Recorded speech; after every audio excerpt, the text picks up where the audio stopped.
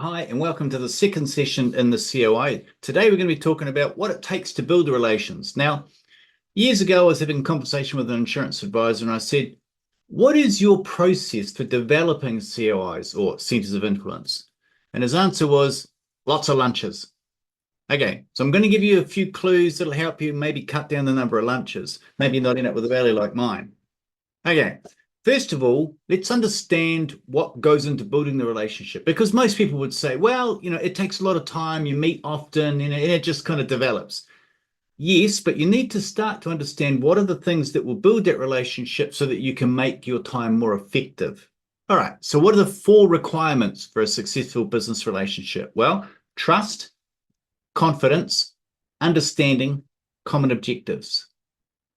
So let's review trust again. Okay, so most people would assume trust is built over time. I'm going to shock you by saying, no, that's not the case. We often give trust quickly, provided there's a positive association, particularly in cases where there is high level of status. So unless you've had bad experience with police in the past, somebody comes along and says, hi, I'm a policeman, you need to do this, or show me your license or whatever. You don't normally go, well, show me your badge number, show me give me the name of your sergeant or any of that nature. So most people pretty quick to assume that, yes, that's who they are. Probably a better example might be the pilot in an airplane, right? Someone comes in dressed in a uniform, says, hi, I'm the pilot. You don't normally say, well, show me some proof. Show me your flight log. Show me how many hours you've done, how many crashes, what an investigation. So you get the point, right? So long as there's a positive association, we tend to give trust quickly. However, what we don't have is any confidence or good feeling necessary about it. So remember, we talked about trust, then confidence. So generally, how do you get confidence? Well, that comes through a positive experience, which links back to the association and the trust. Remember?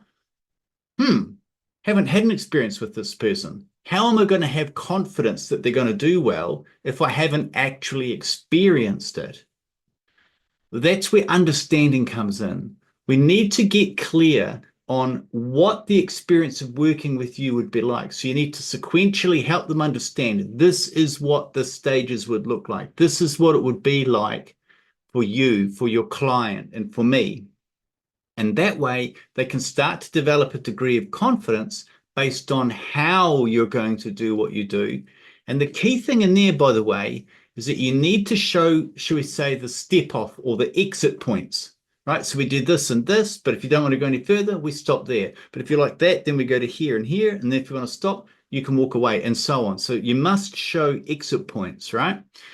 So that confidence comes from the understanding, the explanation of what it's going to be like. And then the last part is common objectives. That's really important when we're going through with an accountant, particularly if you're trying to get referrals there, to make it really clear what's in it for their client, what's in it for the accountant, and then what's in it for you. We need to be upfront. Here's how it all works for everybody. Okay. So they're the four requirements for a successful business relationship. Coupled with that, there are four processing styles. So you may have heard people saying, oh, I'm an auditory learner, or, I'm a visual or kinesthetic, whatever. We've got how we receive information, how we process it, and then how we recall it. For this point, I'm interested in how people process. So there's generally the four styles are activist, pragmatist, reflector, theorist. So an activist tends to be someone, I like it, I see it, let's do it, this is great. Tend to get stuff done, often high energy. They're also most likely to suffer buyer's remorse, meaning if something doesn't go good later on, they're quick to blame others in terms of what's caused that.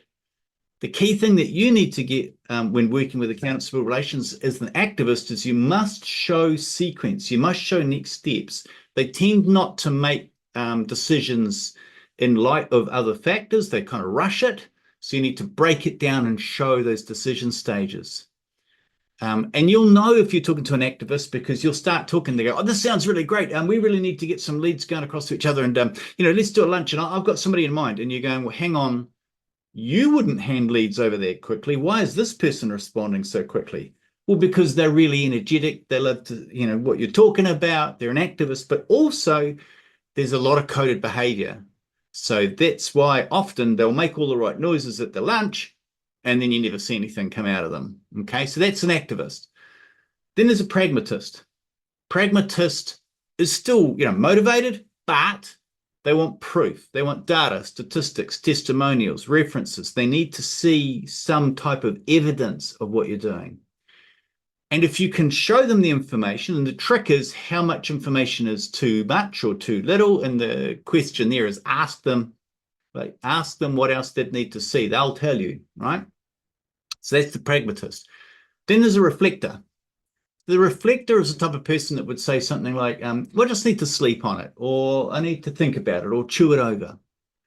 They literally need time to deal with the sensations of the information they've received to have it make sense to them. They literally have a somatic or of the body experience where they've heard information, they're trying to make sense of what this means, and they literally need it to settle. They need time, right? You need to leave them, come back another day, right? So where you hear people saying, oh, you build up trust over time, well, but in this case, even if you've got something that you're in agreement on, it's really important that you give them time to reflect on it so they can really feel comfortable with their decision to move forward with you. And then the last is a theorist, all right? And that's really around the collaborator. So they're the type of people that will say something like, oh, you've missed a bit, or this is wrong, or so whatever it is, don't tell them how the process is. Give them a suggested process and ask where they think they might change it. Instead of going to make your offer or your process, rigid, leave room for it to be tailored, because the theorist wants to collaborate. They don't want to be told what to do. Right. So now you know the requirements of a relationship and the 4 processing styles. Why do we go through that? Well, simple. You need to start to map out the relationship that you're looking to build and ask yourself, what have you done in terms of explaining sequence of not in terms of how you work with clients, but if you were going to build a relationship with this accountant, what would you want to know about each other? What would you be wanting to explore? How much time would you take to develop that? So give them a map, give them something they can see, show them the sequence, make sure that there's particular information. Don't dump it on them all at the beginning, feed it out over time, make sure they have time to reflect on things, ask their input along you go. So effectively, almost like you're doing a due diligence, right? So as you're going through your process, you're dealing with the way that they process information, but also you're making sure that from a relationship point of view, that there are some degrees of experience to, give that confidence a boost. So what I mean by that is things like, if you say you're going to phone them before 3 o'clock, phone them or text them or do something, but get on it. If there's something comes up, get on it. All the little things that you do, they're judging you on as you're sort of building that pathway. So those 4 things around the relationship and the processing style, they're going to give you a degree of a map, if you like, or a matrix to understand what would be your intention in meeting 1. How much information should you share? What would you hope to do in meeting 2? So if you stepped back and you said, look, realistically, if somebody came to you, like let's say, just for the sake of it, right?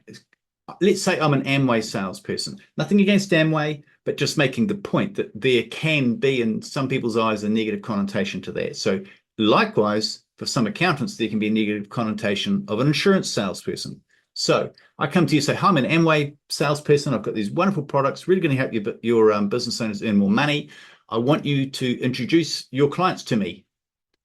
How quickly would you hand that list over? What would you need to see from me over what period of time? But if you said, well, okay, show me how it could work. If in time I really could show you how it worked and you really did think there's a benefit, you may agree to, but there's no way you're going to do it in 1 or 2 meetings. So if you know that, get a piece of paper and flow chart it, 4, 5, 6 boxes, however many meetings over, and say, well, if you had 6 meetings, what would be a reasonable time frame? You can't ask the accountant to meet you every week. So you'd break that over some time. Then you'd say, well, what would you hope to achieve in meeting 1? What would you introduce in meeting 2? Right? So that's how you start to map it. So now that you know what they need and the way that they process, that'll give you some idea for how you can start to introduce structure. And even better is that you communicate this pathway to the people you're trying to develop relations. Let them understand, for want of a better word, the due diligence process they're going through. Let them contribute to it as well. Hope that's been of benefit to you. If there's anything else you need to get hold of us here, jump in through online at advisory.com. More than happy to field any queries directly. Thanks for watching.